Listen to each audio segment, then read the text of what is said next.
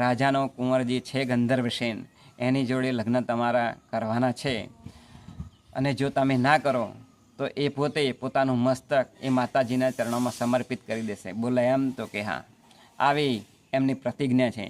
આમ પેલા ધોબીએ વાત સાંભળી એટલે ધોબીએ કહ્યું કે મારી દીકરીના લગ્ન હું રાજાના કુંવર જોડે કરીશ, કારણ કે મારી દીકરી જો રાણી બનશે તો ખૂબ સુખી થશે.